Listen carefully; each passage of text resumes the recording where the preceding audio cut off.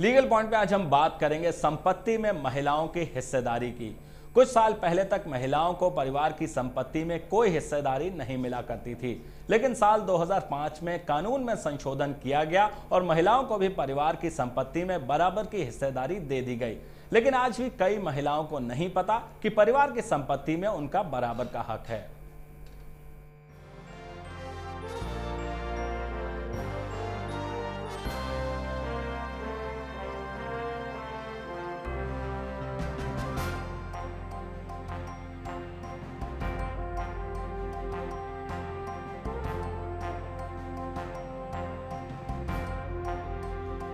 अक्सर परिवारों में ये समझा जाता है कि एक बेटी की शादी कर दी जाए तो उसके लिए परिवार की जिम्मेदारी खत्म हो जाती है और कानून भी बेटियों को संपत्ति में कोई अधिकार नहीं देता था। लेकिन अब कानून और हालात दोनों बदल चुके हैं। घर की बेटियों को भी घर के बेटों की तरह ही संपत्ति में पूरा हक है। 2005 में हिंदू उत्तराधिकार अधिनियम 1956 को संशोधित कर दिया गया है और इस कानून के मुताबिक एक परिवार में सहभागी की बेटी अपने जन्म से ही एक बेटे की तरह संपत्ति में सहभागी हो जाएगी। बेटे को भी सहभागी संपत्ति में वो सब अधिकार मिलेंगे जो उसे तब मिलते अगर वो बेटा होती। और कानून के तहत सहभागी शब्द में बेटे की तरह बेटी भी सम्मिलित होगी। 2005 में जो अमेंडमेंट हुआ है हिंदू सक्सेशन एक्ट में, उसके अंदर ये हुआ था कि बेटियां जो है उनको भी पूरा हक दिया जाएगा प्रॉपर्टी में, अगर वो पुरखों की प्रॉपर्टी है तो। और इन केस अगर उनके घर वाले जो है वो उनको राइट नहीं देते या वो बंटवारा नहीं करते, तो इसके लिए जो है बेटियां जो है वो कोर्ट में सिविल सूट डाल सकती हैं, पार्टीशन। हम आपको बता दें कि अगर एक पिता की मृत्यु बिना कोई वसीयत किए हुई है तो उसकी बेटी को पहली श्रेणी के उत्तराधिकारियों में माना जाएगा।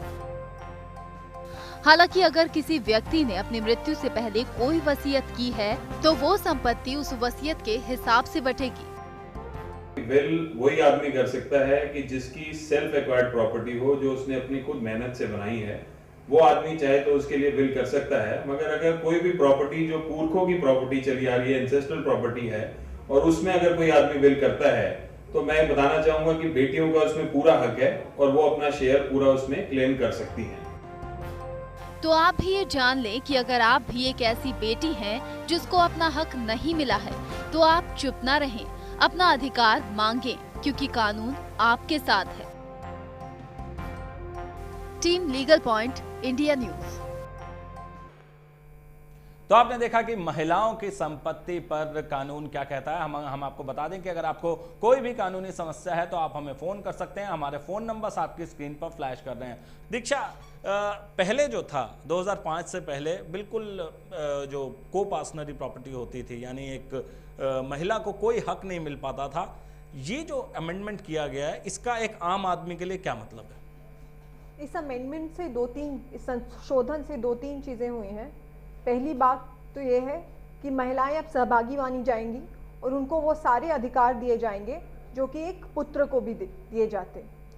दूसरी बात ये हुई है कि पहले अगर कोई महिला अपनी प्रॉपर्टी का पार्टीशन चाहती, ड्वेलिंग हाउस का, जिसको हम निवास गृह कहते हैं, तो वो उसको पहले अलाउड नहीं था, पर अब वो पार्टीशन भी मांग सकती है, उसको वो सारे अधिकार मतलब दिए गए हैं। तो ये दूसरा संशोधन होगा। और तीसरा, अगर एक किसी प्री डिसीज सन की, मतलब कि आपका कोई लड़का है जो पहले ख़त्म हो गया है, उसकी भी विधवा पहले उसको अगर शादी कर लेती तो उसको वो अधिकार नहीं मिलते, पर अब वो शादी करने के बाद भी उसको वो अधिकार मिल सकते हैं जो उसको संशोधन के पहले नहीं मिल रहे थे। एक कॉलर हमारे साथ जुड़ रहे हैं। संजय, स्वागत है आपका लीगल पॉइंट पर। संजय, अपना सवाल पूछें। हाँ सर, मेरा 7 साल हो गए हैं जी। ठीक है, तो मेरा भैया जैसे मेरे अपने बड़े भाई पैसा ले लिए थे 80,000 रुपया जी, कि यही बोल के लिए थे कि मैंने 14 दिन में लौटा दूंगा। अच्छा, आपने जो पैसे दिए थे उसका कोई प्रूफ रखा था आपने? नहीं सर, वो तो रोने करने लगे थे कि हमने जमीन लेंगे, ये लेंगे, वो लेंगे, इसी में हम उसमें भाग गए। और क्या? जी जी जी। तो गुड फेथ में आपने पैसे दिए थे, लेकिन आपके भाई जो है पैसा लौटा नहीं रहे हैं आपको? नहीं लौटा। आप मांगते तो बोलता नहीं कि अब नहीं देंगे, अब जब होगा तब देंगे, ये पूरा आज हो तो 7 साल हो गया सर। आपने कोई मुकदमा डाला था, कोई नोटिस भेजा कभी उनको? नहीं सर, कभी नोटिस भेजे नहीं है। 7 साल हो गए हैं और पैसा जो है इनके भाई ने लिया था, लेकिन अब दे नहीं रहे हैं और कोई प्रूफ भी नहीं है, तो क्या इनके पास कोई रेमेडी बचती है?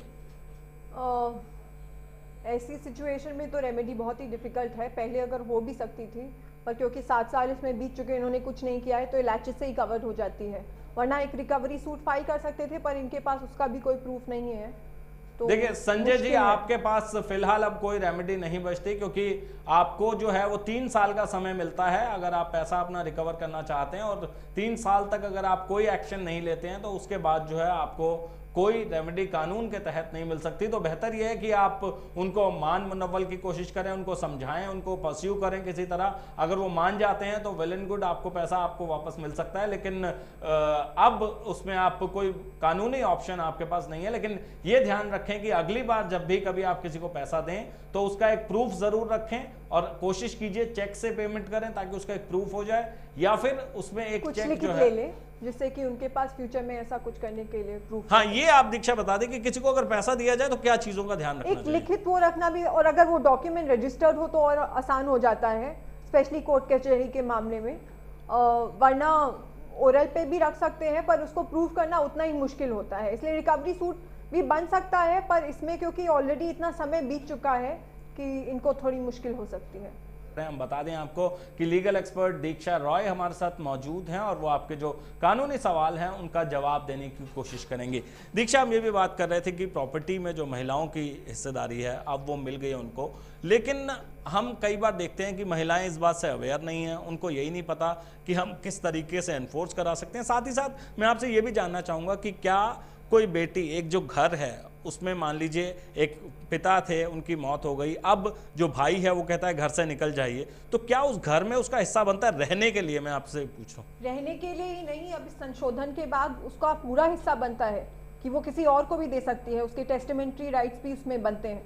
तो अब ये जो लॉ का संशोधन हुआ है, इससे रहने का उसका हरदम से था, पर अब उसका राइट भी है, उसका अधिकार भी है कि वो उसमें रहे, चाहे वो शादीशुदा लड़की ही क्यों ना हो, वो अब उस घर में रह सकती है।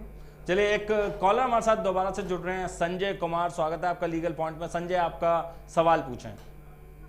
मेरा सवाल है जी, कि मेरा खानदानी जमीन है। जी जी। कुछ जमीन जो है वो गैर मजरूआ मालिक है, उसका खानदानी रसीद कटते आ रहा है। अब कर्मचारी रसीद काटने से इनकार करते हैं, ऐसा। वो जमीन किसके नाम पर है?